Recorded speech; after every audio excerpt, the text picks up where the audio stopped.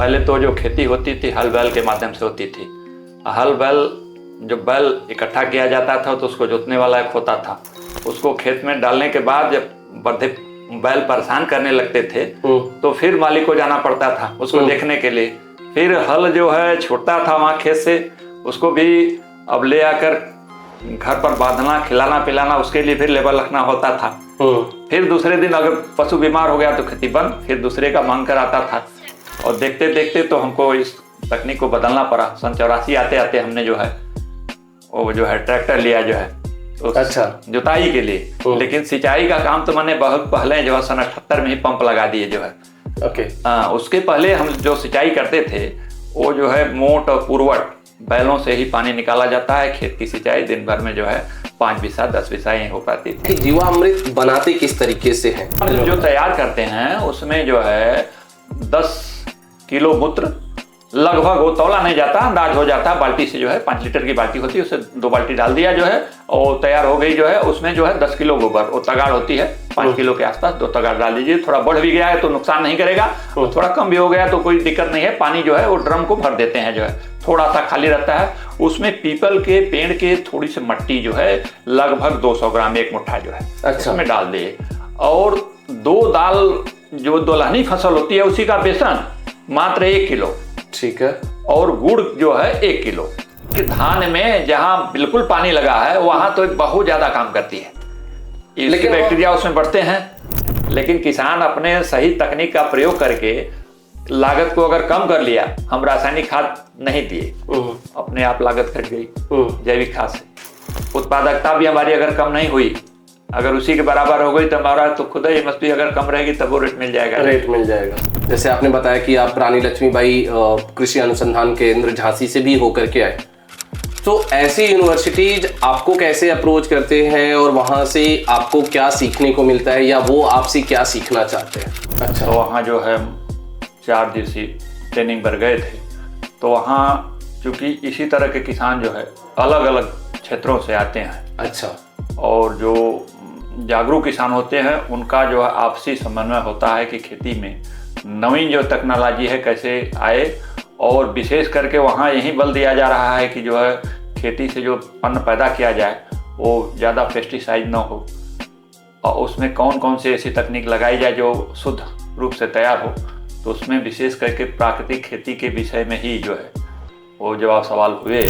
तो जो मुझे समझ में आया कि किसान के बेटे को भी नौकरी के लिए भेजा गया, आपको भी भेजा गया, लेकिन घर का दबाव था कि नहीं बेटा नौकरी करेगा तो जो है शादी अच्छी होगी, और जो होती है हमारी तरफ से यही होता है कि नौकरी नहीं करोगे तो शादी नहीं होगा।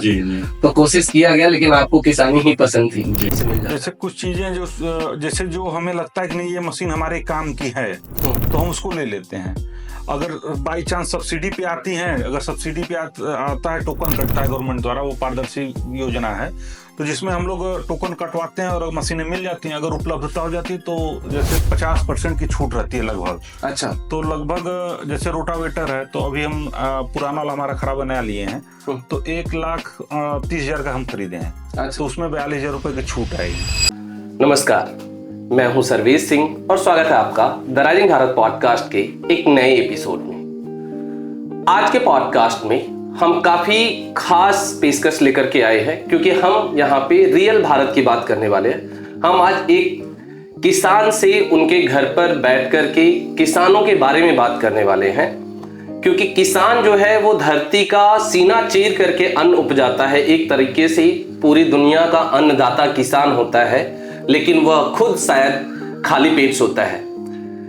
इन्हीं सब मुद्दों पर बात करने के लिए कि क्या किसान अपने बारे में ज़्यादा सोचना स्टार्ट कर चुका है, क्या वो टेक्नोलॉजी का उपयोग करके अब चीज़ों को बेहतर बनाना सीख गया है, कैसे नई नई टेक्नोलॉजी के उपयोग से उनके जीवन में थोड़ी सी बेहतर चीज़ें हुई हैं।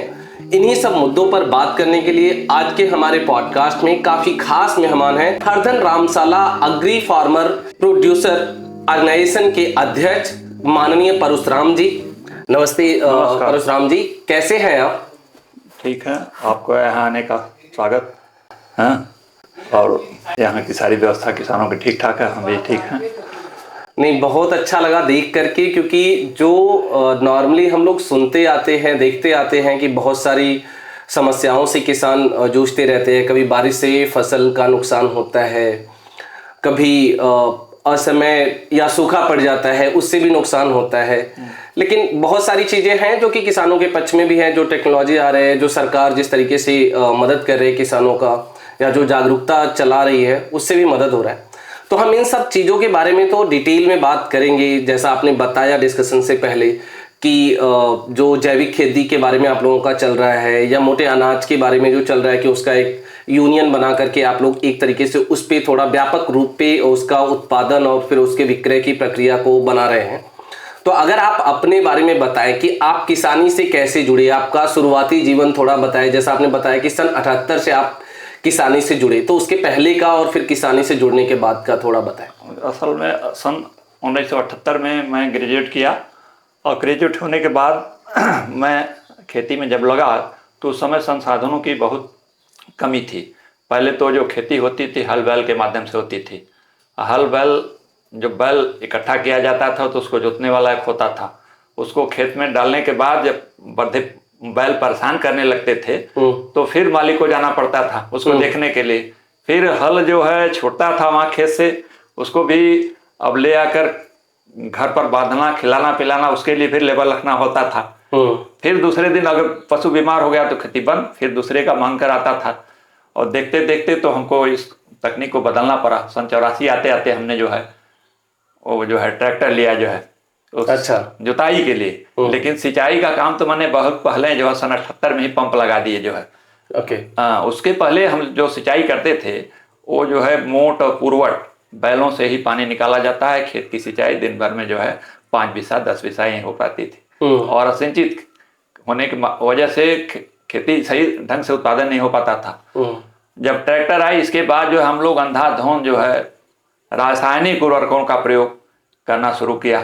उत्पादन काफ़ी बढ़ा, लेकिन उस उत्पादन से हुआ क्या कि बीमारी जो है बहुत बढ़ गई जो है। आम लोगों में जो हमारा ही अन्न हम किसानों का जो है खाने वाले खाए, और कहीं ब्लड प्रेशर, कहीं शुगर, और जो है कहीं जो है वो चर्म रोग, ये सब देन जो है हम जो कीटनाशक और रासायनिक खादों का प्रयोग किए, इसके वजह से हुआ। अंत में हम लोगों को आकर उसको रूप बदलना पड़ा। इसीलिए फार्मर प्रोड्यूसर कंपनी की स्थापना की गई।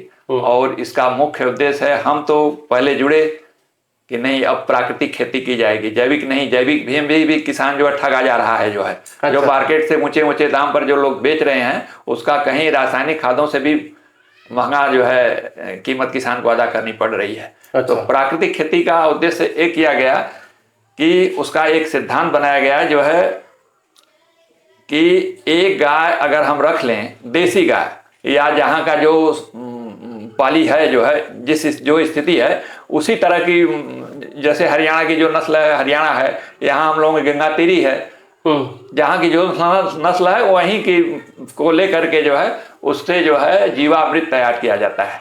अच्छा। और जीवामृत हमने जो है तैयार करना शुरू कर दिया।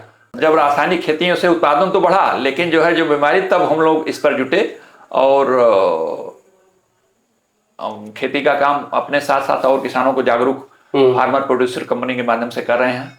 अच्छा।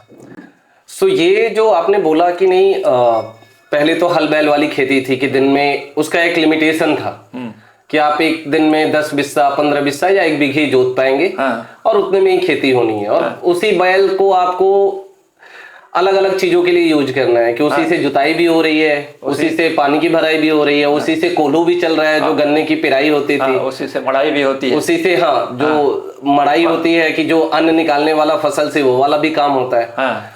तो उसके लिए आप लोग धीरे धीरे जो 84 में, जो कि 84 भी देखा जाए तो एक तरीके से काफी उस टाइम पे भी अगर ट्रैक्टर आना अपने आप में एक बड़ी बात थी।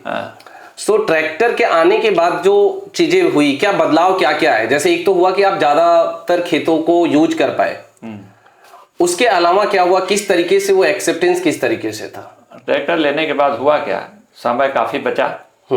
जहाँ लेबर लगते थे हल जोतने के लिए, इसके बाद हल के साथ हमको भी जाना पड़ता था और भी लोग लगते थे, वो समय बचा। जो ट्रैक्टर आने के बाद दिन भर में 10 बीघा 15 बीघा इस तरह से जुताई होने लगी। इससे समय जब निकल गया तब सोचा जाने लगा, उत्पादन जब बढ़ा तो ये खोजा जाना लगा कि अब जो है इसका विकल्प क्या होगा। अब उत्पादन बढ़ा और तो उसका विकल्प क्या होगा? धान की खेती पहले सिंचाई नहीं थी तो कम होती थी, अब काफी धान पैदा होने लगा, गेहूं भी ज्यादा होने लगा। अब धान भी हम लोग जो है पहले पुराने साधनों से उसकी कुटाई करते थे, उसका चूरा बनाते थे या चावल निकालते थे, वो सब मशीनरीकरण किया गया। पहले जो है देसी हाल आया जो है, उसमें क्या होता था, कुछ दिन के बाद एक्सेप्ट किया गया कि इसमें जो है 50% चावल निकला है और सब टूट रहे हैं, बर्बाद हो रहा है, टूट के भूसी और कन्ने के माध्यम से निकल जा रहे हैं। इसके बाद नई तकनीक आते आते सन 2000 के आसपास विकसित की गई, पॉलिशर, जिससे चावल लंबे पैमाने पर निकल रहा है। उसमें भी अब बड़े पैमाने पर जो है शुरू किया गया है, जो है जो 10 क्विंटल धान लगभग 1 घंटे में चावल तैयार हो जाता है। वैसे वखली मूसर से जो है अधिक से अधिक दिन भर कुटा गया तो 20 किलो 25 किलो। अब जो समय बच रहा है उससे आर्थिक आमदनी किसान मतलब उसको देखकर सफल हो रहे हैं, और अन्य किसान भी हैं उससे जुड़ रहे हैं, जिसके पास नहीं है उसी के माध्यम से कुटवा रहे हैं, उनका भी समय बच रहा है। तो जब हम लोग गए थे आपके एक तरीके से फार्म हाउस कह लीजिए या जो आपका मशीन है, वहां पे बहुत सारे नए मशीनें रखी हुई थी, जिसको कि आपके पुत्र अतुल हमें दिखा रहे थे और बता रहे थे। तो उसमें था कि नहीं, लेजर लेवलर है, सुपर सीडर है, या एक जो है आपका एक्स्ट्रा हार्वेस्टर जो है कि जो ये भूसा बनाता है। सो ये सब जो तकनीक है, ये तकनीक का आपको जानकारी कहाँ से मिलता है? क्योंकि हम लोग जहां से आते हैं हम भी किसान के परिवार से हैं, लेकिन वहां पे ये मशीनें मतलब पास में नहीं है। हमने नहीं देखा कि नहीं ऐसा जो कि बुआई के लिए जो सुपर सीडर है कि खाद और गेहूं को उसी धान की खुत्ती में जो कि बाद में जलाना पड़ता है, उसको जुतवाओ फिर उसके बाद करो, आप उसी में बुआई करें। तो ये सब तकनीक के बारे में पता कैसे चलता है आपको? ये सब तकनीक जो है कृषि ज्ञान केंद्र के माध्यम से मालूम हुआ। अच्छा। और वहाँ से हम जुड़े और वहाँ के वैज्ञानिक जो सलाह दिए, उस हिसाब से मैंने जो है उसको खरीदा। और हमको खुद जब खेती करने लगे, उत्पादन जब बढ़ा तो उसको जो है कैसे उत्पादन को जो है कैसे उसका ऊंचा से ऊंचा कीमत लिया जाए, उसके विषय में सोचना पड़ा। तो पहले हम आए चावल वाले पर, जो है चावल वाले पर आए तो उसका जो है पॉलिशर के रूप में चयनित करके ट्रैक्टर से चलने वाला जो है उसको स्वतः बनवाया गया जो है। अच्छा। पहले हमारे यहाँ जब आया उसके पहले कहीं था नहीं मार्केट में, टायर लगवा कर उस पर सेट किया गया, ट्रैक्टर और मोटर दोनों से चलने के लिए जो उसको फिट कर दिया गया जो है। अच्छा। वो चलते चलते तकनीक आ गई तो अब तो बहुत सा लोग करने लगे। इसके बाद जो है खेत की जब सिंचाई होती थी तो पहले खेत इतने उबड़ खाबड़ थे, हम लोग वो देसी लेवलर लाए जो है, मट्टी खींच कर ले जाता था, मट्टी खींच ले जाता था, उससे जो है समतलीकरण पूर्ण रूपेण नहीं हुआ। लेकिन ये जो है अनुसंधान केंद्र दिल्ली जो है वहां से पता चला नहीं, लेजर लैंड लेबलर भी आ गया है जो कंप्यूटर विधि से जो है खेत की लेबलिंग करता है। तो उसको हम जो है आते आते 2010 के आसपास जो है उसको लाए। अच्छा, यहाँ पे ले। हाँ, उसको उससे क्या है कि खेत की जितनी एरिया है 1 एकड़ 2 एकड़, और उतना एरिया को बनाकर एक लेबलिंग कंप्यूटर के माध्यम से कर देता है, लेंस लगा करके जो है। और जो है इतना समतल खेत हो जाता है कि एक जगह से पानी खोलिए फिर खेत में जाने की जरूरत नहीं है, एक सिरे से दूसरे सिरे की। और उत्पादकता इससे जो 20% बढ़ गई लेजर लैंड लेबलर के प्रयोग से। और जो भूसा बनाने वाली मशीन जो है, इसको स्ट्रा रीपर कहते हैं, इसकी जरूरत जब बढ़ी, जब किसान बड़े लंबे पैमाने पर प्रणाली जानने लगे, जब हार्वेस्टर का प्रयोग होने शुरू हुआ, ये लगभग हार्वेस्टर का प्रयोग 2005 के बाद शुरू हुआ जो है। अच्छा। और प्रणाली जलाने से प्रदूषण जो है फैला। अब प्रदूषण जो है जब धान की फसल कटती थी, जलाने के बाद धुआं उठता था जो है, पूरा जो है स्टेटस गिर जाता था, सांस लेना दुभर हो जाता था। तब इसके लिए जो है स्टार रीपर उससे सफाई करना, और जो है ये जो है सुपर सीडर प्रणाली काटने के बाद डायरेक्ट उसमें बुआई जो है करना शुरू कर दी। और वो जो है फसल का अवशेष उसी खेत में सड़कर जीवांश का काम कर रहा है। उत्पादकता भी जो है बढ़ गई जो है पहले से। सही है। तो जो बताया परशुराम जी ने कि एक तो है जो लेजर लेवलर है, उन्होंने वो बताया भी बहुत हद तक कि लेजर लेवलर क्या है बेसिकली, कि जो जमीनें हैं पहले जो उबड़ खाबड़ होती है या ऊसर पापड़ है, कहीं पे गड्ढा है कहीं पे ऊंचा है, तो पहले वाला जो माध्यम था उससे क्या होता था कि जमीन पहले जुताई किया और उसको समतल किया, बट वो एक अंदाज बस किया जाता था कि अच्छा आप बराबर हो गया, यहाँ खाल था यहाँ मिट्टी चला गया। बट अब ये जो लेजर लेवलर है उससे वो कंप्यूटरीकृत सिस्टम हो गया कि वो एक एक इंच को बराबर कर देगा, पूरा प्रॉपर बराबर कर देगा। उससे कहीं पे भी ऐसा नहीं रहेगा कि कहीं पे गड्ढा है और कहीं पे ऊंचाई है। और उससे क्या होगा कि अगर सब जगह पे प्रॉपर सिंचाई पहुंच रही है और हो रही है तो उपज जो है खेतों में बट ऑब्वियस है कि बढ़ जाएगा। दूसरा जो बताया एक्स्ट्रा रीपर, उससे क्या हो रहा है कि जो हार्वेस्टिंग के जरिए जब आप खेतों में कटाई होती है या दवाई होती है तो उसमें जो बच जाता है, फसल का जो हिस्सा बच जाता है, जड़ी जो बच जाता है, अब उसका भी वो एक्स्ट्रा रीपर क्या करता है, उसका भी कटाई करके और उसको भी भूसा बना देता है। हम इन सारे जो मशीन है, सारे उपकरण है, इनका फोटो हमने लिया हुआ है, उसको हम जरूर इस पॉडकास्ट के माध्यम से आप लोगों को दिखाएंगे। तीसरा जो था सुपर सीडर। सुपर सीडर का कहना जो काम है, मेन काम जो है सुपर सीडर का, वो जब धान की कटाई होती है और जो उसका जड़ी रह जाता है तो नॉर्मली क्या करते हैं कि उसको जुताई करो, फिर उसके बाद या भराई करो, फिर जुताई करो और फिर उसके बाद बुआई करो। इस वाले केस में क्या करते हैं कि वो रहेगा और उसी के टाइम पे ही ये जो सुपर सीडर है उसमें 2 खाके दिए गए हैं, एक में आप खाद और एक में आप बीज डाल दीजिए और उसको ट्रैक्टर से चलाया जाता है। ट्रैक्टर से क्या होगा कि वो दोनों चीज साथ में बुआई हो जाएगा। इससे क्या हुआ कि जो धान वाला बचा हुआ जड़ का पार्ट रह गया वो सड़ते सड़ते खाद का भी काम कर जाएगा, उससे प्रदूषण भी नहीं फैलेगा और फसल की उपज भी बढ़ जाएगी। सही है? हाँ सही है।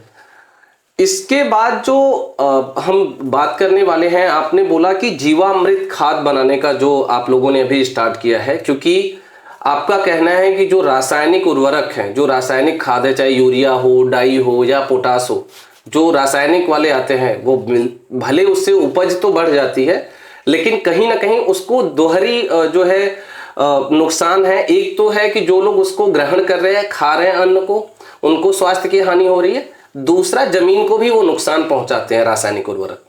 तो इसके बारे में अगर आप थोड़ा सा डिटेल में बताएं कि जीवामृत बनाते किस तरीके से हैं, जिसका जैसे आपने बताया था। जो तैयार करते हैं उसमें जो है 10 किलो मूत्र लगभग, वो तौला नहीं जाता, अंदाज हो जाता है, बाल्टी से जो है 5 लीटर की बाल्टी होती है, उसे 2 बाल्टी डाल दिया जो है और तैयार हो गई जो है। उसमें जो है 10 किलो गोबर, वो तगाड़ होती है 5 किलो के आसपास, 2 तगाड़ डाल दीजिए। थोड़ा बढ़ भी गया है तो नुकसान नहीं करेगा और थोड़ा कम भी हो गया तो कोई दिक्कत नहीं है। पानी जो है वो ड्रम को भर देते हैं, जो है थोड़ा सा खाली रहता है।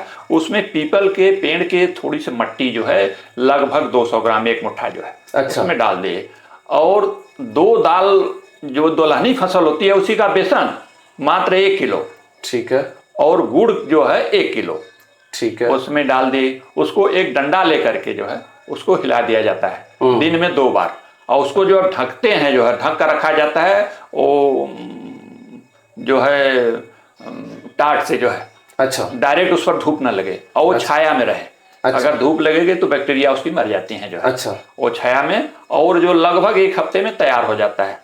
और उसको जो है खेत में सिंचाई के वक्त जो है टोटी बना दी जाती है ड्रम में, जो है वहां से ड्रिप के माध्यम से पानी गिरता है, पानी के साथ ही खेत में बह जाता है और बहता है, उसी से जो है पूरी खेती हो जाती है। और महीने में 1 बार जो है सिंचाई के साथ दे दिया जाता है। धान की खेती भी, गेहूं की खेती भी, दोनों जो है निकल जाती है केवल महीने में 1 बार, 21 दिन 25 दिन पर 1 बार। और एक गाय जिस किसान के पास है वो 30 एकड़ की खेती निकाल लेगा जो है।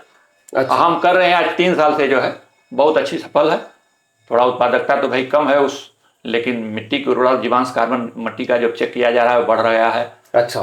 और उससे खाने योग्य जो फसल है वो जो है बिल्कुल, अब लोग जो खाएंगे, हम तो खाएंगे खुद ही, मार्केट में जो जाएगी उसको खाने वाले भी स्वस्थ रहेंगे, बीमारियों से दूरी होगी।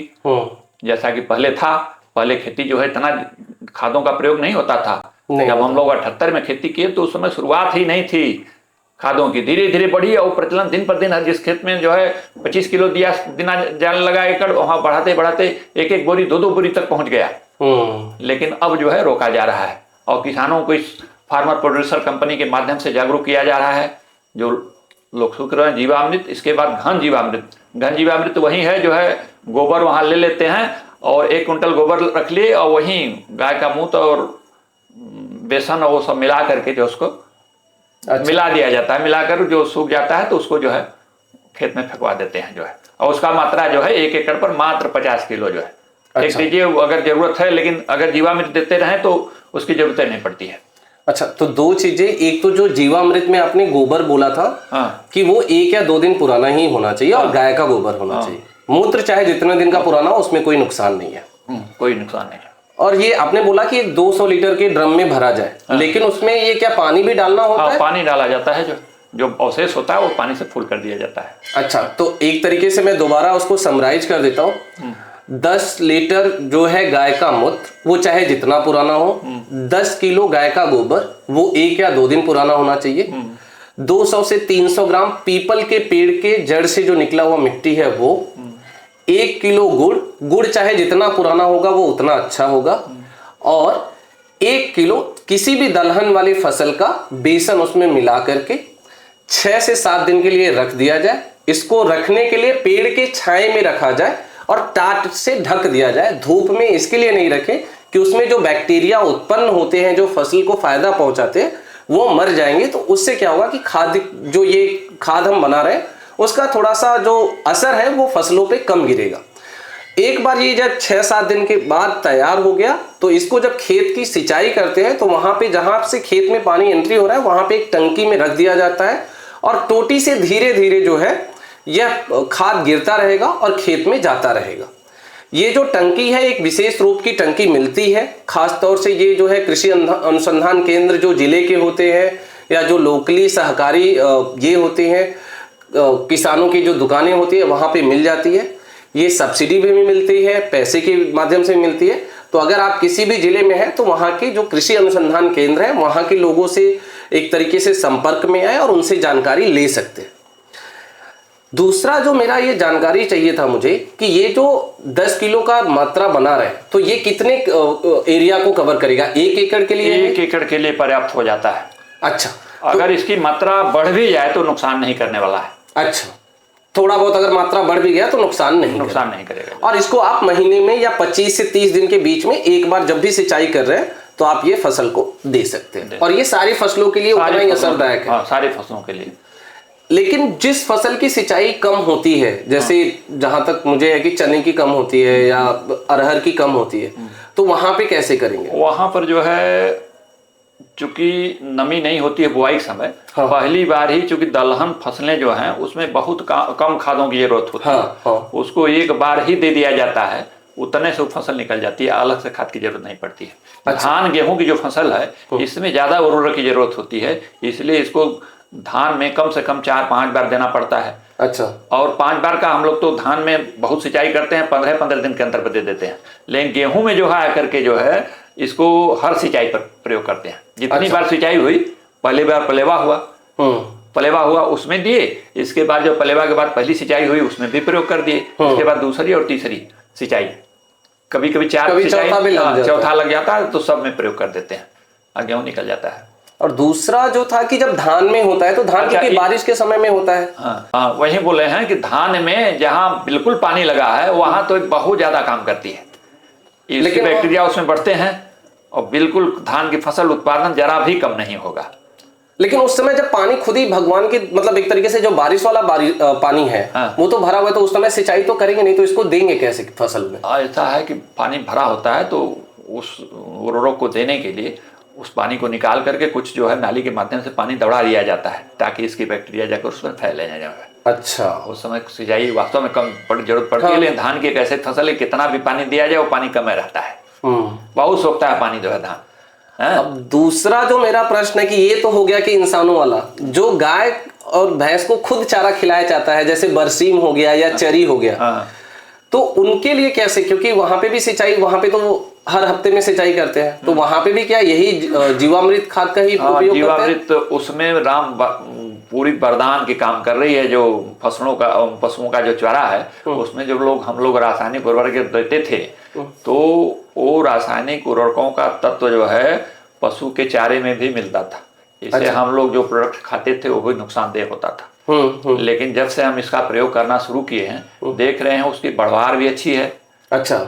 बरसीम की या जो है सूडान घास बोई जा रही है, या मकचरी बोई जा रही है, सब में जो है यही जो है पलेवा के समय ही यूज कर दिया गया। इसके बाद जब सिंचाई हो रही है वो ड्रम रखा गया है, उसको जो है पानी के साथ बहा दिया जा रहा है नाली के माध्यम से। जहाँ पानी गिरा वहीं पर ड्रम रख दिया गया, वो उसको फिक्स किया कि इतना देर में खेत भरेगा, उस हिसाब से उसकी बढ़ा दी जाती है। अच्छा, वो सेटिंग के लिए सेटिंग कर दिया जाता है। लगभग थोड़ा बहुत कम बेसी होता है। अगर पहले भी थोड़ा उड़ा गया तो पानी ठेल कर ले जाता है माथे तक, जो है जो बह रहा है पानी वो पहुंचा देता है। ऐसा नहीं है कि कम बेसी हो जाएगा।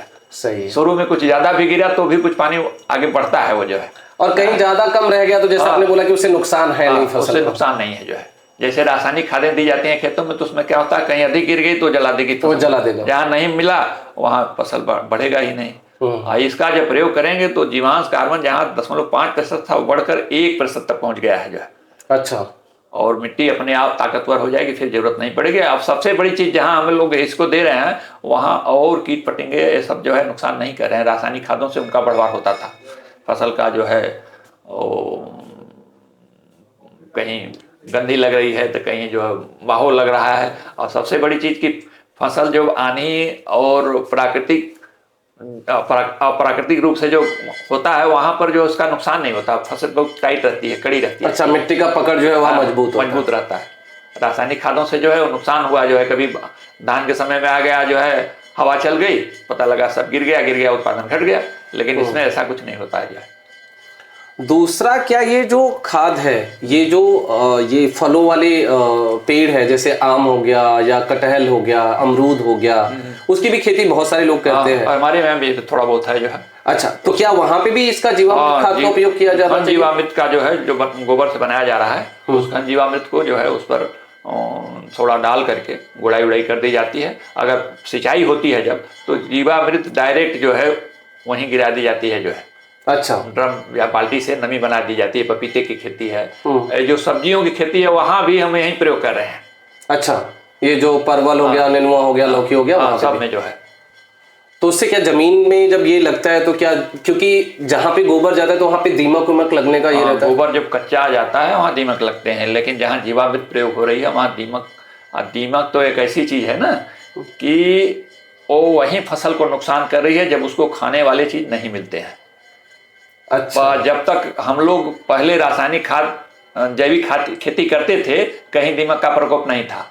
जब से रासायनिक खादों का शुरुआत हुआ उनको खाने वाले तत्व तो नहीं मिले तो फसलों को खा रही हैं फसलों। और जहां आप जैविक शुरू कर देंगे वो दीमक रहेंगे भी नुकसान नहीं करेंगे। ये हमारा रिसर्च है जो है। अच्छा,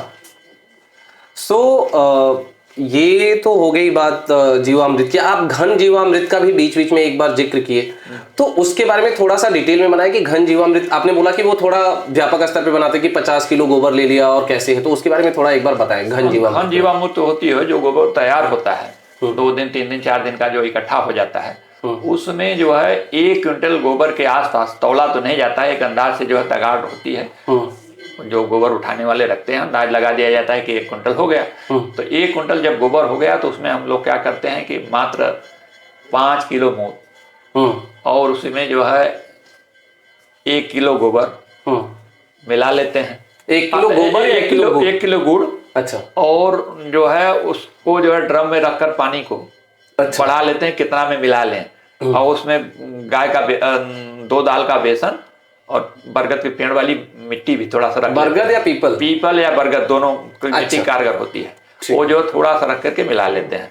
मिला करके उस पर छिड़क कर उसको गीला कर देते हैं गोबर पर और छाया में जब गीला कर देते हैं तो गीला करने के बाद जो है उसको इसी तरह से रख दिया जाता है छाया में सूखने के लिए। जब सूख जाता है तो घन जीवामृत हो जाता है। उसको आप बोरी में भी पैक करके रख सकते हैं या खेत में डायरेक्ट डाल सकते हैं, लेकिन एक ही दिन डालना नहीं होता है। जब फसल को जरूरत पड़ती है तो उसको जो है ले जाकर जैसे DAP या यूरिया फेंकते हैं उसी तरह से उसको अच्छा छिड़काव कर देते हैं, वो काम करने लगता है। तो ये रासायनिक खादों ने तेजी से तो नहीं करता है, लेकिन उसका थोड़ा देर में प्रभाव दिखाई देता है जो है कि हाँ काम किया है, बहुत बढ़िया काम करता है। अच्छा, अब आते हैं हम FPO की तरफ, फार्मर प्रोड्यूसर ऑर्गेनाइजेशन जो होता है एक तरीके से, जो कि किसानों के एक ग्रुप के रूप में बनाई जाती है जिसके कि आप अध्यक्ष भी हैं।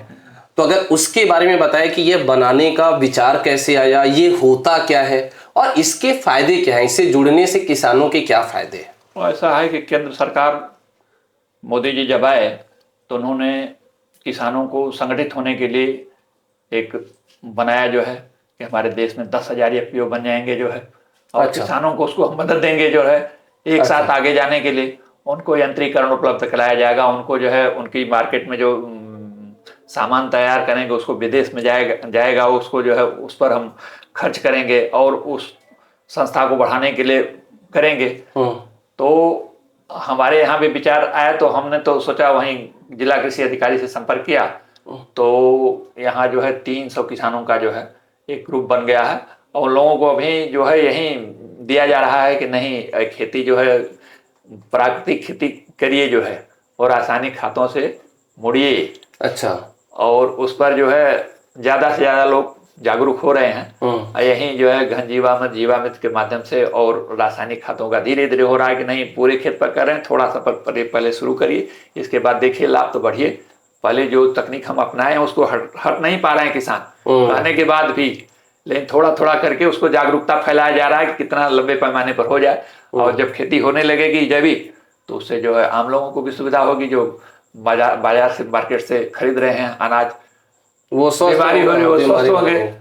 और किसान का कोई भी आदमी जो है आज देखिए हर घर में अगर 4 लोग हैं तो 2 बीमार हैं। बीमारी का मूल वजह खान पान और खान पान का मूल वजह है रासायनिक खाद। अगर ये सुधर जाए तो आता बीमारी तो ऐसे बंद हो जाएगी। सही बात है। इससे किसानों को क्या फायदा है? एफपीओ जो आपने बोला कि नहीं मोटे अनाजों का भी आप लोगों का एक व्यापक स्तर पे उपजाने का और उसको विक्रय करने का चल रहा है जो प्लान है, तो एफपीओ से किसानों का किस तरीके से फायदा है उसके बारे में, क्योंकि वो किसान मेला का भी आप दिखा रहे थे कि आप लोगों ने किसान मेले में भी भाग लिया था और वहां पे मोटे अनाजों को प्रचारित किया जा रहा था, तो उससे क्या फायदा है पहले तो ये आप लोगों को, किसानों को, और ये मोटे अनाजों से आम लोगों का या जो खाने वाले लोग हैं उनका किस तरीके से फायदा है? क्योंकि उसके आप कुछ लॉजिक बता रहे थे कि मक्के का या तो ज्वार का, तो उसके बारे में थोड़ा बताइए। ऐसा है कि आज लोगों का एक फैशन बन गया है चावल और गेहूं 2 ही अनाज खा रहे हैं। इन दोनों के खाने से जो है जितनी बीमारियां हैं जो है ब्लड प्रेशर, शुगर या कैंसर हो रही हैं, होने का कारण वह है कि धान गेहूं दोनों में लगभग जो किसान पैदा अब तक कर रहे थे ज्यादा से ज्यादा रासायनिक खाद, कीटनाशक इनका प्रयोग हो रहा है। तो मोटे अनाज जब होते हैं तो मोटे अनाजों में पहला चीज रासायनिक खाद और कीटनाशकों का प्रयोग नहीं होता है। और सबसे बड़ी चीज उसमें प्रोटीन की मात्रा ज्यादा होती है। और उसको खाने के बाद जो है जितने शुगर के पेशेंट हैं वो अपने आप कंट्रोल हो जाएंगे जो है। और तीसरा चीज की जो किसान करेगा तो पहले जो है आज 30 वर्षों से जो खेती करता आ रहा है डीएपी, यूरिया, पोटास, बड़े लंबे पाए कीटनाशक, तो जब मोटा अनाज की खेती करेगा तो स्वतः खाद की मात्रा कम पड़ेगी उसमें जो है। और सबसे बड़ी चीज की जब करने लगेगा जो है तो गवर्नमेंट उस पर बढ़ावा देने जा रही है कि नहीं इसका रेट भी हम उचित रेट पर लेंगे। उचित अभी तो शुरुआत किया गया है, तब अच्छा खाने के बाद जब किसानों को फायदा मिलने लगेगा खाने वालों को तो ग्राहक भी उसके हो जाएंगे। आज तो जो भी मार्केट में जा रहा है भैया हम केवल गेहूं की रोटी खाएंगे, या तो आटा दीजिए या तो चावल दीजिए। और मोटा अनाज किया भी जाए अगर लंबे पैमाने में तो कोई लेने वाला नहीं है, कोई लेने वाला। अब ये जो है गवर्नमेंट की प्लानिंग है कि नहीं इस तरह से मोटा अनाज हो उसको हम सेल करें और लोग खाएं। तो हमारे एफपीओ के माध्यम से वो भी जागरूकता लोगों में पैदा की जा रही है, नहीं मोटा अनाज खाइए, मक्का, ज्वार, बाजरा इसको खाइए, स्वस्थ रहिए जो है वो जागरूकता आ रही है। जबकि उसमें स्वाद भी ऐसा नहीं है कि मोटा अनाज है तो मोटा है जो है, लेकिन एक भ्रामक स्थिति चावल गेहूं की तरफ जो गई है जो वहीं चल रहा है। तो जो है इससे जो है किसानों के साथ साथ जो खाने वाले हैं उनको भी होगा, क्योंकि किसान तो मात्र 60% है और तो आबादी किसानों के माध्यम से ही अनाज ले जाते हैं। तो आप किस तरीके से मतलब देख रहे हैं आगे जो आने वाले 2, 4, 5 साल हैं, और सरकार जो अभी मौजूदा सरकार है वो किस तरीके से किसानों के भले के बारे में सोच रही है? क्योंकि ये राजनीति वाला सवाल नहीं है, लेकिन क्योंकि बहुत सारे किसान आंदोलन भी हुए कि नहीं सरकार जो करना चाह रही किसानों के लिए वो कहीं ना कहीं नुकसानदायक है, और साल भर से ज्यादा चला आंदोलन जो आपने भी सुना होगा, देखा होगा। आपका क्या कहना है, मतलब सरकार क्या कर रही है जो किसानों के लिए कर रही है, क्या वो अच्छा है? आपको और ज्यादा उम्मीद है, और ज्यादा बढ़ावे की जरूरत है? आपका क्या कहना है उस पर? भाई किसान भी बहुत समझदार नहीं है। सरकार जो उठाती है, अगर कोई कह दिया कि नहीं आपका नुकसान है, कहते हैं किसान की नहीं हमारे एमएसपी तो पूरी खरीद कर लीजिए। एमएसपी क्या है कि किसान की जो लागत लग रही है और जो उत्पादन हो रहा है, तो उसके बीच का जो रेट है उस रेट पर है तय, लेकिन किसान अपने सही तकनीक का प्रयोग करके लागत को अगर कम कर लिया, हम रासायनिक खाद नहीं दिए, अपने आप लागत घट गई जैविक खाद से। उत्पादकता भी हमारी अगर कम नहीं हुई, अगर उसी के बराबर हो गई तो हमारा तो खुद ही एमएसपी अगर कम रहेगी तब वो रेट मिल जाएगा। लेकिन यहाँ किसान चाह रहे हैं कि हमारा गेहूं 2200 की जगह 30 जाए, लेकिन सवाल है कि किसान का है कि 1 एकड़ में 40 कुंटल पैदा कर रहा है, एक जो है 10 कुंटल पैदा कर रहा है, तो दोनों बराबर तो होंगे नहीं, दोनों बराबर नहीं होंगे। तो उसके लिए ये है कि किसान खुद जागरूक एफपीओ के माध्यम से जब जुड़ेंगे, उनको जागरूकता होगी, उत्पादकता बढ़ेगी, तो राजनीतिक विषय नहीं है, किसान अपने आप मजबूत हो जाएंगे। सही बात है। लेकिन कहीं ना कहीं अगर आप इस पे एक अगर आंसर करना चाहें कि बाकी जो प्रोडक्ट बनाए जाते हैं या बाकी जो चीज़ें आती है, वहाँ पे जो है कंपनी खुद से एमएसपी तय करती है कि उसका क्या प्राइस होगा, क्या कैसे होंगी चीज़ें। किसान के केस में ये सरकार क्यों तय करती है कि किसान ने जो फसल उपजाया है उसका दाम सरकार क्यों तय करे, किसान क्यों नहीं तय करे?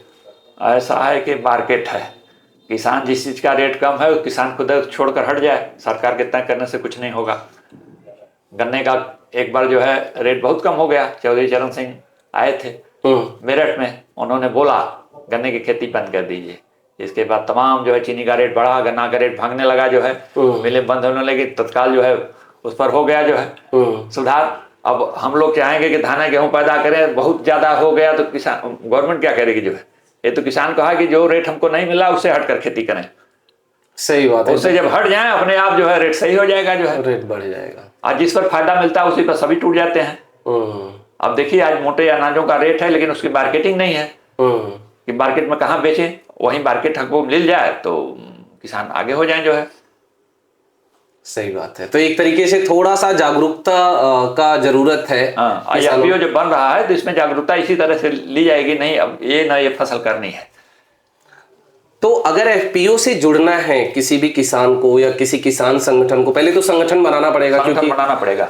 तो उसके लिए अगर मान लीजिए कि पहला कोई किसी गांव में 2 या 4 किसान हैं, अब उनको ये पता चल गया, क्योंकि वो लोग ये वीडियो देखेंगे, कहीं ना कहीं से लोगों को थोड़ा सा एफपीओ के बारे में जानकारी मिलेगा। तो अगर उनको एफपीओ बनाना है, किसान संगठन बनाना है, ये जो फार्मर प्रोड्यूसर ऑर्गेनाइजेशन बनाना है, तो उसके लिए उनको क्या करना चाहिए? उसके लिए उनको पहले जिला कृषि अधिकारी से संपर्क करना पड़ेगा और उसके बाद अपने में संपर्क होना होगा कि हम लोग कम से कम 50 किसान जो है, अच्छा, हम इस क्रिया को कर लेंगे। अब 2 या 1 होंगे तो उससे तो होगा नहीं, संगठन चाहिए। और संगठन होंगे उसके बाद उसकी प्रणाली चलेगी, कितना जागरूक है, कितना इकट्ठा हो रहे हैं, चलेंगे कि नहीं चलेंगे, वो प्रोसीजर करते करते 1 साल लगेगा। अच्छा, इसके बाद जो है वो दूसरे साल जाकर उसकी क्रिया शुरू होगी, 2 साल के बाद तो उसको मान्यता मिलती है, जो है उसके अच्छा। जो हाँ सब खेत से लगाकर, हाँ अब किस माध्यम से हम जैविक खेती में चल रहे हैं या जो है इस तरह की खेती करेंगे या ब्लैक राइस तैयार करेंगे। अच्छा, एक अपना डाटा या गोपालन ही हम पशुपालन ही करेंगे खेती के साथ साथ, या फार्मर मशीनरी बैंक स्थापित करेंगे। अच्छा, वो अपना डाटा तैयार करेंगे, उस हिसाब से जो है वो अपना देंगे, जो है वहां से उसको एलाइट करने वाले जो है वो सब मिला करके तब ही आगे बढ़ेंगे, जो है काम होगा। और केवल अकेला कोई किसान चाहे कि हम फार्मर प्रोड्यूसर कंपनी बनाने तो नहीं बनेगा, जो है। तो आप बहुत सारे यूनिवर्सिटीज और कॉलेजेज में भी जाते रहते हैं जो कि कृषि पे फोकस्ड हैं, जैसे आपने बताया कि आप रानी लक्ष्मीबाई कृषि अनुसंधान केंद्र झांसी से भी होकर के आए। तो ऐसी यूनिवर्सिटीज आपको कैसे अप्रोच करते हैं और वहाँ से आपको क्या सीखने को मिलता है या वो आपसे क्या सीखना चाहते हैं? जब जिला कृषि अधिकारी हमारे चंदौली के विज्ञान केंद्र के वैज्ञानिक यहाँ आते हैं, खेती उती देखते हैं, यहाँ एफपीओ का कार्य देखकर वो जो है अग्रसारित किए, जो है तो वहाँ से संदेश आया रानी लक्ष्मीबाई केंद्रीय विश्वविद्यालय झांसी। अच्छा, तो वहाँ जो है 4 दिवसीय ट्रेनिंग पर गए थे। तो वहाँ चूँकि इसी तरह के किसान जो है अलग अलग क्षेत्रों से आते हैं। अच्छा, और जो जागरूक किसान होते हैं उनका जो है आपसी समन्वय होता है कि खेती में नवीन जो टेक्नोलॉजी है कैसे आए, और विशेष करके वहाँ यही बल दिया जा रहा है कि जो है खेती से जो अन्न पैदा किया जाए वो ज़्यादा पेस्टिसाइड ना हो, और उसमें कौन कौन सी ऐसी तकनीक लगाई जाए जो शुद्ध रूप से तैयार हो, तो उसमें विशेष करके प्राकृतिक खेती के विषय में ही जो है वो जवाब सवाल हुए। अच्छा। और आपसी समन्वय, दूर दूर से कोई फतेहपुर से आया तो कोई जो है लखनऊ से आया, कोई इस तरह से एक एक जिले से 2 किसान 1 किसान, इसी तरह से जो है बहुत लंबे संख्या में नहीं जो है। अच्छा। और टेक्नोलॉजी जब विकसित होगी तो उनके माध्यम से और लोग, चूँकि कोई भी नई तकनीक आ रही है तो एकाएक किसान नकल करता है एक दूसरे का देखकर, दूसरा उसको फैलाता है तब करता है, तो वो जो है वहाँ से किया जा रहा है प्राकृतिक खेती के विषय में जो है। और वहाँ हम भी गए और लोगों का जो है सीख मिली, और किसानों से हमको भी मिली, हमसे भी वो लोग सीखे जो है। और उसका जो है प्रयोग करने के बाद जो है साल 2 साल में जो रिजल्ट आएगा कि हाँ किस फसल पर जो है इसका किया गया, कितना मिला, और जो हम पहले खेती कर रहे थे रासायनिक विधि से, उससे उत्पादन में कमी आई या बढ़ी, फिर हम मार्केट में बेचने जा रहे हैं, उसका मूल्य क्या मिला। सही बात है। यही जो है तकनीक जो है वहाँ पर हो रही है। तो इस तरीके से एक तरीके से जो है कि वो आपसी समन्वय जो किसानों के बीच में है, और जो वैज्ञानिक, जो कृषि वैज्ञानिक है जो नई खोज कर रहे हैं, उसके बारे में भी एक तरीके से आप लोगों को बताना और समझना, और उसका एक जो प्रैक्टिकल है वो आपके माध्यम से करके और उसका रिजल्ट जानना कि जो हमने आविष्कार या खोज किए कृषि के मामले में, उसका जब आपने जाकर के यूज किया तो उसका क्या लाभ मिल रहा है या क्या एक आपका अनुभव रहा है, उसको आप साझा करिए और उसको फिर व्यापक स्तर पे किसानों के बीच में फैलाया जा सके। तो आप किस तरीके से किसानों को एक मैसेज देना चाहेंगे, क्योंकि हमारा जो चैनल है वो हर तरीके के लोगों को उनके फील्ड के जो इंटरेस्ट है उसके बारे में एक जानकारी देना, उनको जागरूक करना, उनको मोटिवेट करना, ये काम करता है। तो आप जो किसान हैं, जो गंवई किसान है, जो व्यापारी नहीं है, उनको किस तरीके से जागरूक करना चाहेंगे, उनके लिए आपका क्या एक मैसेज होगा? हम तो यही कहेंगे कि हमारे जो किसान हैं, क्योंकि कोई बहुत बड़ा किसान है, 10 एकड़ का है, कोई 2 एकड़ का है, कोई थोड़ा 1 एकड़ का है, लेकिन एकाएक जो है किसी के कहने से वो करेगा नहीं। हमें उनको यही कहेंगे पहले जो है थोड़े पैमाने पर इस जो पद्धति हम बताए इससे खेती करें। जब उनको लाभ मिलेगा, जब फसल का स्वाद मिलेगा, घर में आने वाली बीमारियां रुकेंगी तो अपने आप जो है बढ़ जाएंगे, सभी लोग करने लगेंगे जो है। लेकिन अभी थोड़ा समय है, अभी जो है उसको करने में 4 साल 6 साल 10 साल लगेंगे। जैसे रासायनिक खेती का जब प्रयोग किया गया तो पहले सब नहीं कूदे, धीरे धीरे कूद गए तो इतना आदती हो गए कि छोड़ ही नहीं रहे। वैसे जो है भी हमारे जैविक खेती जो है इसको लोग शुरू करेंगे, और उससे जो है किसानों के साथ साथ और खाने वालों को भी लाभ मिलेगा, उसका जो है बीमारियां कम होंगी। सरकार से आपका एक किसान के रूप में कोई डिमांड या कोई ऐसा मांग जिसके बारे में आप बात करना चाहते हो, या जो लगता है कि अगर सरकार इस तरफ थोड़ा सा ध्यान दे तो किसानों का ज़्यादा भला हो सकता है? हमारा तो यही कहना है, किसान खुद स्वतः जागरूक नहीं होंगे तो किसान, सरकार उस पर कुछ नहीं मदद करेगी। सरकार तो योजना बनाती है, अब बनने के बाद किसान तक पहुँचते पहुँचते कितना समय लगता है। लेकिन ये जरूर है कि जो रासायनिक जैविक खेती की तरफ किसान झुक रहे हैं, उनको प्रोग्रेस करने के लिए उनको जो है जितना भी अलग से बजट दें और उनको जो अप्लाई जिला स्तर से हो करके किसानों को मिले तो ठीक है। इसलिए आप आए हमारे चैनल पे, आपने इतना समय दिया और काफ़ी अच्छी जानकारी साझा की, खास तौर से जो नए तकनीक थे और जो आपने जैविक खाद बताया कि जीवामृत और घन जीवामृत, मुझे लगता है उससे बहुत सारे किसानों को बहुत सारे लाभ मिलने वाले हैं। और क्योंकि किसानों को लाभ मिलेगा, वो सही फसल उगाएंगे तो जो उसको खाने वाले लोग हैं उनको भी स्वास्थ्यवर्धक अन्न मिलेगा और उनसे सबके जीवन में एक तरीके से खुशहाली आएगी। तो इसके लिए आपका तहे दिल से धन्यवाद। क्योंकि हमने अभी जस्ट बातचीत किया पॉडकास्ट में माननीय परशुराम जी से, अब हम उनके सुपुत्र से बात करने वाले हैं, माननीय अतुल जी से। अतुल जी नमस्ते। बहुत कम होता है कि किसान का बेटा जो है वो किसान बनना चाहता है और वो इतने प्राउडली बोलता है कि नहीं मैं किसान हूँ। और जब मैं आपसे मिला और जिस तरीके से आपने चीजों को बताया, उसको देख के कहीं ना कहीं एक खुशी हुई थोड़ा सा, कि मतलब जो मेरा मानना था कि किसान का बेटा किसान नहीं बनना चाहता है, उस धारणा को आपने थोड़ा गलत किया।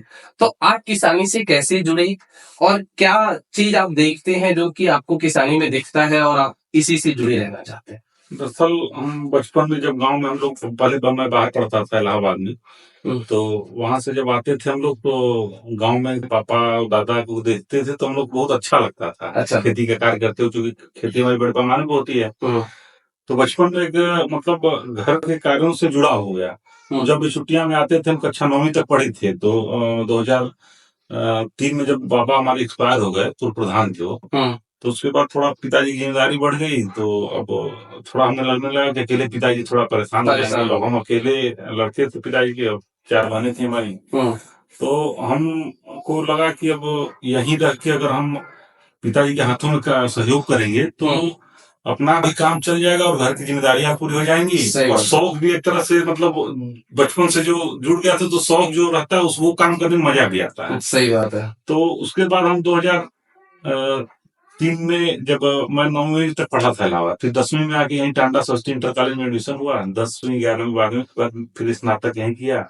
अच्छा। फिर बीच में घर वालों के दबाव से, मम्मी उम्मी दीदी उदी के दबाव से, बीच में मैं दिल्ली में RML हॉस्पिटल में 9 महीने की ट्रेनिंग थी। अच्छा। मैं वहां गया, 9 महीने वहां ट्रेनिंग किया। उसके बाद जॉब भी मुझे मिलनी थी वहां पे। अच्छा। Pre hospital trauma technician course था गवर्नमेंट द्वारा। लेकिन मुझे वहां का जो मतलब इनकम था स्टार्टिंग, तो मुझे पसंद नहीं आया। हमको इतना से हम घर चलाएंगे कि क्या करेंगे, इससे ज्यादा तो हमारा घर पे नुकसान हो जाएगा। तो फिर उसके बाद हम आए घर, फिर काम वहाँ 1-8 महीने करने के बाद 9 महीने कोर्स तो कंप्लीट किए ट्रेनिंग वाला। ट्रेनिंग बाद 1-8 महीने हमको समझ नहीं आया, तो हम चले आए घर। तो घर आने के बाद जो है अपने कार्यों को धीरे धीरे बढ़ाया गया, और अपना चूंकि घर का भी खेत है, और कुछ खेत हम लोग जैसे लीज पे ले लेते हैं अगल बगल जो हमारे हैं। अच्छा। क्योंकि अब करना है खेती, तो करने में क्या संकोच। सही बात है। तो उसको और बड़े अच्छे तरीके से हम लोगों ने करना शुरू किया। तो पहले से खेती हो ही रही थी, तो बहुत ज्यादा उसमें कुछ अलग से मैं करना नहीं था, जो उसी शेड्यूल पे चलना था। फिर धीरे धीरे पिताजी के द्वारा सब जानकारियां मिलती गई। तो उसके बाद अब सहयोग करते, हाथ बताते बताते अच्छा लगता है। खेती कार्य होता है तो हम लोग जैसे अभी तो हम अपने हिंदू वाहिनी में जुड़े हुए हैं, उसके कार्यक्रम में आना जाना लगा रहता है। लेकिन जब खेती का कार्य रहता है तो 2 महीने जैसे जब कटाई होती है और जब बुआई होती है, तो सब काम बंद हो जाता है। हम मूल अपना खेती पे काम करते हैं, और जब तक हो जाता है उसके बाद फिर खाली टाइम में और सब काम होता रहता है। तो जो मुझे समझ में आया कि किसान के बेटे को भी नौकरी के लिए भेजा गया, आपको भी भेजा गया जी, लेकिन घर का दबाव था कि नहीं बेटा नौकरी करेगा तो जो है शादी अच्छी होगी, और जो होती है हमारी तरफ से यही होता है कि नौकरी नहीं करोगे तो शादी नहीं होगा। तो कोशिश किया गया, लेकिन आपको किसानी ही पसंद थी जी। जो तकनीक है जो आपने दिखाया, हमने आपके साथ फोटो भी लिया है, वो तो हम डालेंगे पॉडकास्ट में। तो ये जो तकनीक के बारे में जानकारी टाटा जी ने तो बताया कि वो जो सरकारी यहाँ पे जो जिला स्तर पे कृषि अनुसंधान केंद्र है उसके माध्यम से पता चल जाती है चीजें।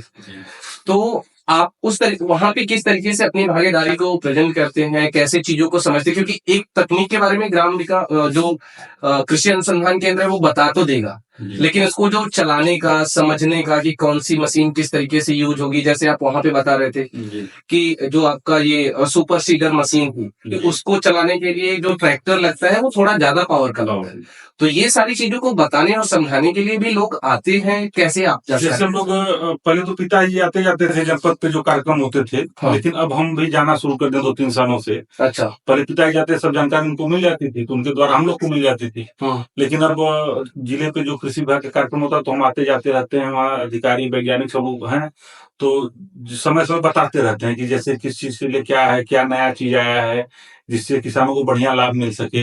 अभी एक नया प्रोजेक्ट आया है, जैसे वो बिना जुताई के, बिना लेव के डायरेक्ट बिजाई करने के लिए धान का। अच्छा। तो हाँ, तो हम लोग भी सोच रहे हैं उसको भी किसानों के लिए कराने के लिए, जिससे कि मतलब कम खर्च में अच्छा उत्पादन होगा। तो अभी आज ही बात हो रही थी, हमारे ब्लॉक के जो अधिकारी हैं कृषि विभाग के, उनसे बात हुई, कहें ठीक हम देखते हैं।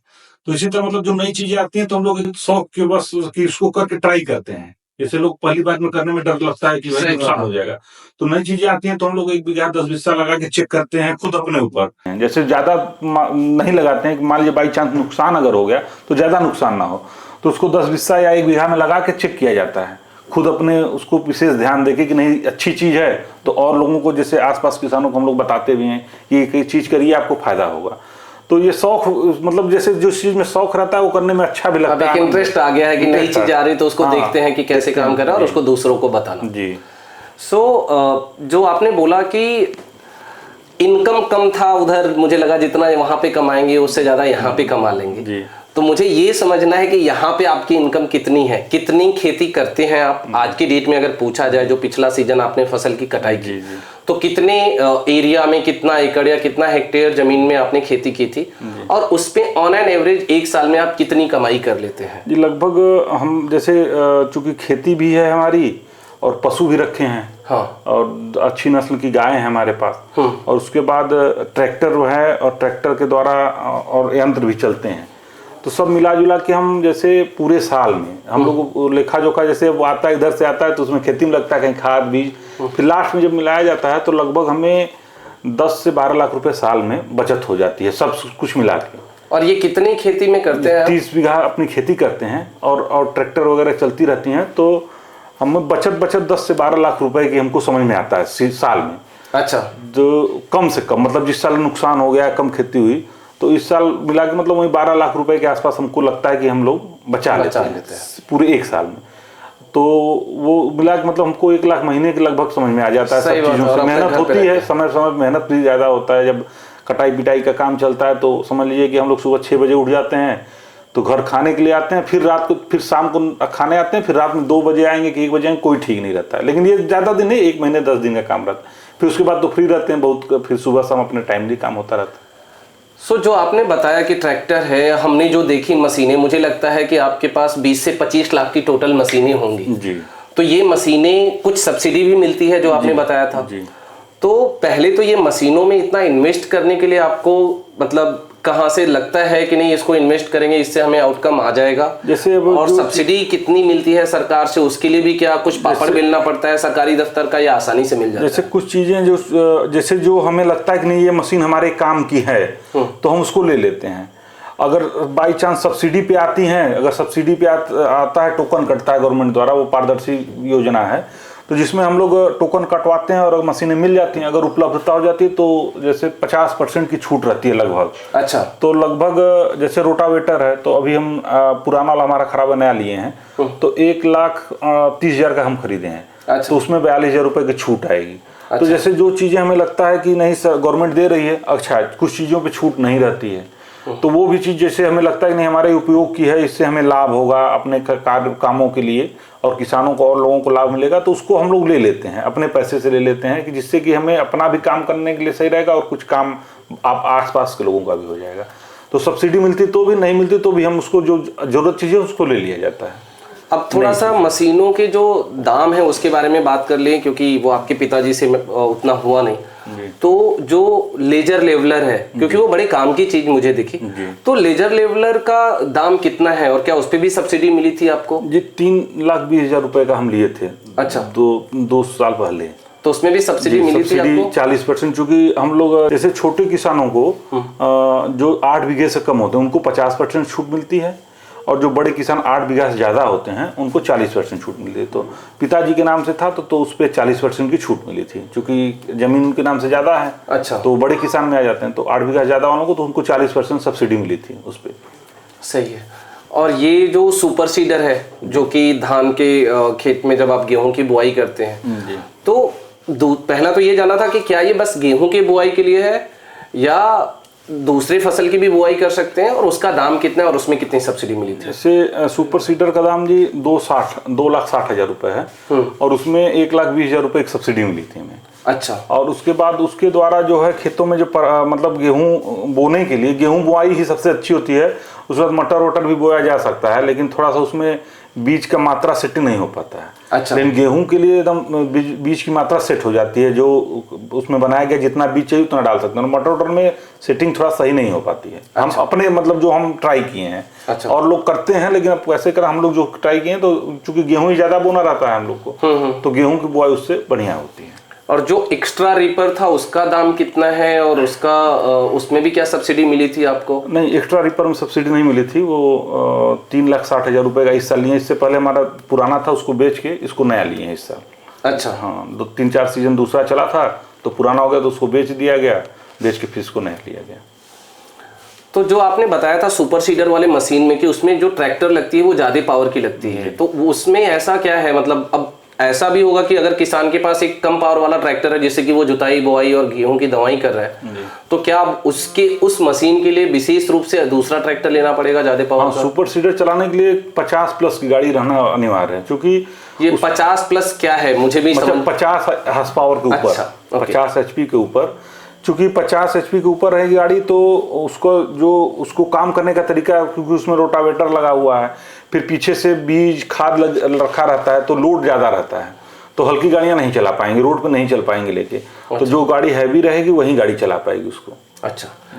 और एक लास्ट में जो राइस सेलर था, जो राइस निकालने वाला, जो आपने बोला कि उसमें 3-4 तरीके से पहले आप धान को नीचे डालते हैं, फिर वो दूसरे मशीन में जाता है, फिर तीसरे में जाता है, और फिर वहाँ से फाइनल भूसी अलग निकालता है, कन्ना अलग निकालता है, और पॉलिश जो राइस निकलता है वो अलग निकलता है।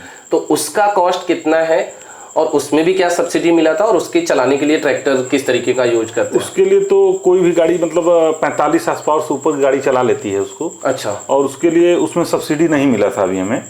और उसको जो है कि धान की दराई के लिए जैसे उसमें लेबर कास्ट कम आता है, एक बार धान डाल देते हैं तो आराम से उसमें सब सेपरेटर लगा हुआ है, वो एलिवेटर के द्वारा ऊपर नीचे होके फिर भूसी एक तरफ हो जाता है, कन्ना वाला चावल वाला एक तरफ आके, फिर मशीन एक तरफ साफ करके चावल निकाल देती है। अच्छा। तो उससे लेबर कास्ट बच जाता है, नहीं तो पहले छोटी मशीनें थी तो उसमें लेबर चार्ज ज़्यादा लगता था। सही बात। तो लेबर की समस्या के कारण ये मशीन सही है पहले। और इसका कॉस्ट कितना था, और सब्सिडी मिला था कि नहीं मिला? नहीं, इस पे सब्सिडी नहीं मिला था, ये 3,60,000 रुपए का लिए थे हम। अच्छा। और दूसरा आपने बोला बातों के बीच में कि आप हिंदू युवा वाहिनी से भी जुड़े हैं, तो एक तरीके से सामाजिक तौर पे भी थोड़ा सा एक्टिव है जी। सो वहाँ पे जुड़ने का क्या मोटिव था, कैसे जुड़े? और जैसे हम लोग जैसे बचपन से ही होता है ना, तो जब पेपर ओपर में देखते थे योगी जी को, तो उनके बातों को, उनके भाषणों को सुन के बहुत अच्छा लगता था। अच्छा। तो हमें बीच में एक हमारा मित्र था, उसके माध्यम से हमें अमरीश सिंह भोला जी हैं जो योगी जी के बहुत ही करीबी हैं, उनके बारे में जानकारी हुई, तो हमसे उनसे बात हुई। 2013 की बात है। अच्छा। तो 2013 में जब हमारी बात हुई उनसे, तो उसी के बाद हम लोग जुड़ गए। तो उसके बाद हमें ब्लॉक के अध्यक्ष की जिम्मेदारी दी गई 2013 में। अच्छा। फिर मैं चनिया ब्लॉक का अध्यक्ष था। उसके बाद 2018 में मुझे जिले में मंत्री बनाया गया। अच्छा। और उसके बाद 2022 में जिला उपाध्यक्ष बना। अभी इस समय वर्तमान में जब सभी संगठन इकाइयाँ योगी जी द्वारा भंग कर दी गई हैं, क्योंकि कुछ कारणवश भंग कर दिया गया है, तो भी हम लोग जैसे जो सामाजिक कार्य हम लोग करते रहते हैं, जो समाज में जो जरूरी सरकार की योजनाएं हैं, लोगों को लाभ दिलाना सरकार का, और जो गरीब तबका है उसके लिए मुख्यमंत्री जी द्वारा विवेकाधीन कोष से इलाज की व्यवस्था की जाती है। अच्छा। उसके लिए हम लोग लग के विधायक जी के द्वारा या अमरीश जी के द्वारा मिल करके हम लोग सबको इलाज का पैसा महाराज जी विवेकाधीन कोष से मिलता है, दिलवाया जाता है, जिसमें कि गरीब तबका को बहुत लाभ मिलता है। तो एक तरीके से समाज सेवा का भी कार्य निरंतर चल रहा है। इसको भी करने में अच्छा लगता है, मजा आता है। जब खाली टाइम में अपना लोगों से मिलते हैं जुलते हैं तो एक आनंद की अनुभूति होती है। नहीं, सही है। दूसरा, आपके पिताजी से भी वही मैंने पूछा था, आपसे भी वही पूछ रहा हूँ, आपका क्या कुछ ऐसा डिमांड है जो लगता है कि सरकार से मिलना चाहिए किसानों को, या सरकार को किसी तरफ किसान के लिए थोड़ा ज़्यादा ध्यान देना चाहिए जिससे किसानों का भला हो सके? नहीं, जब से पूज्य महाराज जी की सरकार आई हुई है तब से किसानों के लिए बहुत ही योजनाएं लाई गई। जैसे जो कार्यक्रम पहले होते थे तो उसमें पारदर्शिता नहीं थी, कोई भी छूट लेना होता था उसमें पारदर्शिता नहीं होती थी। अब सभी व्यवस्थाएं ऑनलाइन कर दी गई हैं महाराज जी के सरकार के आने के बाद, तो उसमें आपको कहीं धांधली नहीं होती है, जिसके द्वारा सभी लोगों को लाभ मिल जाता है। जो एक्टिव रहता है, जो ऑनलाइन सब अपना कार्य कर लेता है, वो लाभ ले लेता है। पहले ऐसा नहीं होता था, पहले जो जानकार रहते थे या जो जिनकी सेटिंग रहती थी वहीं पा पाते थे, लेकिन अब सबको मिल जाता है। इसलिए इस सरकार द्वारा उसके बाद खाद बीज पे भी अनुदान बढ़िया मिल रहा है। गेहूँ खरीद, धान खरीद में भी कि सरकार द्वारा मतलब बढ़िया से पेमेंट भी कर दिया जाता है, 3 दिन के अंदर पेमेंट हो जाता है। अच्छा। जो किसान गेहूँ बेचते हैं अंगूठा लगा, तीसरे दिन पेमेंट हो गया।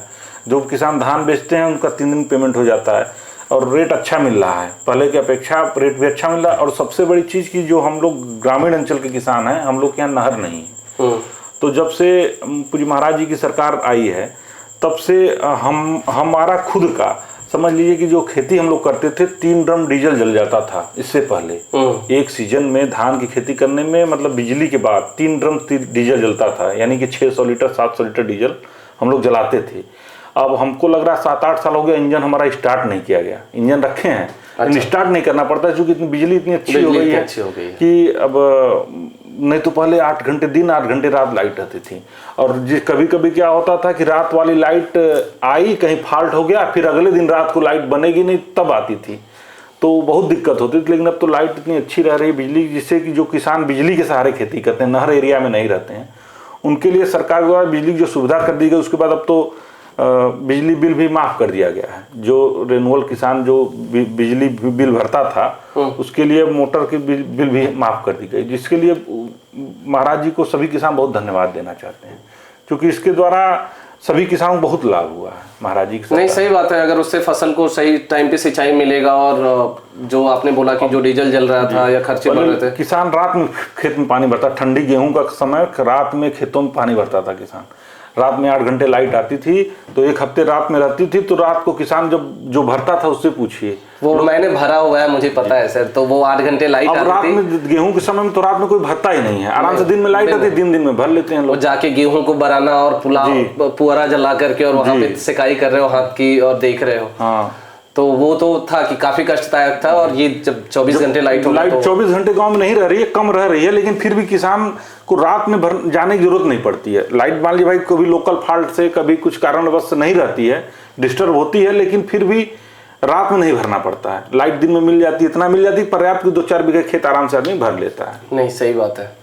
आपका जो एक किसान है, चाहे वो उत्तर प्रदेश का किसान हो, चंदौली जिले का हो, बनारस जिले का हो, या एक भारत का किसान हो, उसके लिए क्या मैसेज देना चाहेंगे जिससे कि उसको थोड़ा सा एक मोटिवेशन मिले, एक थोड़ा सा प्रोत्साहन मिले, जागरूकता मिले, और वो अपनी किसानी में और जोर शोर से जो भी किसान भाई हैं हमारे साथ जो हैं, उनके लिए हम यही कहना चाहेंगे कि अगर आपको किसानी करनी है तो अच्छे तरीके से करिए। कितने लोग होते हैं भाई खेत में बीज छींट दिए, उसके बाद खेत में गए नहीं, और खेत में नहीं गए तो भाई घास हो गई, कहीं पशु आ गया, तो उसको देखना पड़ता है। 2-4 दिन में खेत के पास जाइए, रोज जाइए। हम लोग सुबह क्या करते हैं, जब खाली रहते हैं तो सुबह एक चक्कर पूरा खेत घूम लेते हैं, घूमने के बाद कहीं जाना होता है। तो अगर 1 दिन 2 दिन में, मतलब 1 दिन निश्चित, 2 दिन के अंतर पे 1 दिन जरूर खेत जाएंगे, पूरा खेत घूमेंगे, देख लेंगे। उसके बाद भाई मजदूर हैं जो अपना काम करते हैं सब, लेकिन अगर खुद हम नहीं देखेंगे तो क्या चाहिए खेत को, क्या इसकी कब सिंचाई चाहिए, कब खाद चाहिए, कब क्या दवा चाहिए, तो अपने देखना पड़ता है। और उसके देख के करवाना उनसे है, लेकिन देखना पड़ता है। नहीं देखेंगे तो फिर उनके सहारे रहेंगे तो लाभ नहीं होगा, नुकसान होगा। भाई वो क्या, उनको क्या पड़ी है। सही बात है। तो एक तरीके से उसको ऐसा नहीं कि बस एक बार बीज डाल दिया, पानी भर दिया और काटने चले गए, ऐसा मत करिए। रेगुलर बेसिस पे आप जाइए खेतों में, उन फसलों को देखिए क्या जरूरत है, क्या हम ये भी कहना चाहेंगे कि अगर आप मन से करेंगे तो आपको कहीं नुकसान नहीं होगा। अगर खेती किसानी आप मन से करेंगे तो उससे कई लाभ है। तो आप पशुओं के लिए चारा उत्पन्न करेंगे, किसानों आपके द्वारा उपजाए गए से आपके घर वालों का भी काम चलेगा, और उसी अन्न से दूसरे का भी पेट भरेगा। मान लीजिए आप पैसा ले रहे हैं, लेकिन अगर अन्न नहीं उत्पादन होगा तो आदमी कहाँ खाने जाएगा। सही बात, अन्न नहीं रहेगा, अगर किसान पेट भरेगा, कितना भी पैसा हो जाए, अगर अन्न नहीं रहेगा तो आदमी कहाँ से पेट भरेगा। तो अन्न की बहुत ही जरूरत है। चलिए अतुल जी, आपने काफ़ी समय दिया, काफ़ी अच्छा लगा आपसे मिल करके। उम्मीद है कि सबको एक अच्छा मैसेज मिला होगा, सब लोग इस मैसेज का सही तरीके से इस्तेमाल करेंगे और सारे किसान खुशहाल बनेंगे। Thank you so much. धन्यवाद।